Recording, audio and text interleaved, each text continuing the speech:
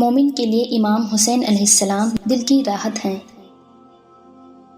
امام حسین علیہ السلام کل بھی زندہ تھے، امام حسین علیہ السلام آج بھی زندہ ہیں۔ کون کہتا تھا کہ پانی کو ترستے تھے امام حسین، ان کے ہونٹوں کو ترستا رہا پیاسا پانی۔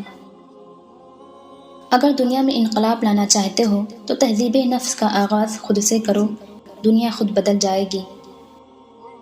اپنا علم لوگوں کو سکھاؤ، دوسروں کا علم خود سیکھو، اس طرح تم اپنا علم مضبوط کر لو گے اور جو نہیں جانتے اس کا علم حاصل کر لو گے۔ ضرورت مند کی زائد حاجت پوری کرنا ایک ماہ کے اعتکاف سے بہتر ہے۔ سب سے عمدہ زندگی اس شخص کی ہے جس کی زندگی میں دوسرے شریک ہوں، اور بری ہے وہ زندگی جس کے ساتھ دوسرے بسر نہ کر سکیں۔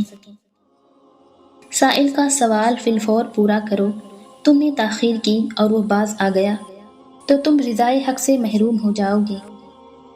مومن وہ ہے جو پڑوسی پر احسان کرے، کتاب اللہ اور سنت رسول صلی اللہ علیہ وآلہ وسلم پر عمل کرو۔ تکبر سے دین اور ایمان جاتا ہے، اسی لیے شیطان مردود اور ملعون ہوا۔ سخاوت افضل ترین عمل ہے، جس نے ایک نفس کو بچایا اس نے گویا تمام لوگوں کی جان بچائی۔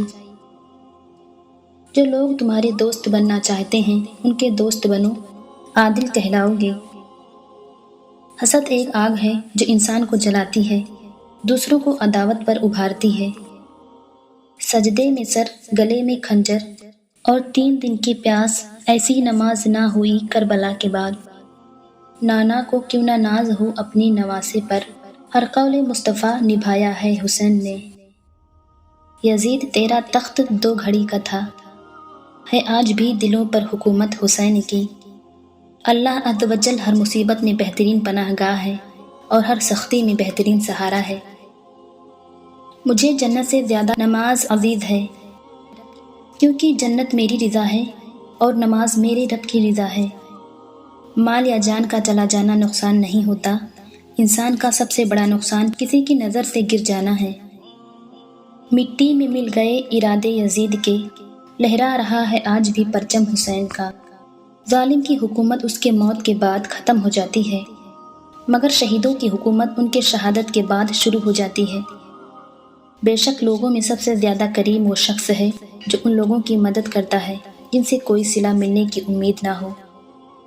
لوگوں کی ضرورتوں کا تم سے وابستہ ہونا تم پر اللہ کی عنایت ہے۔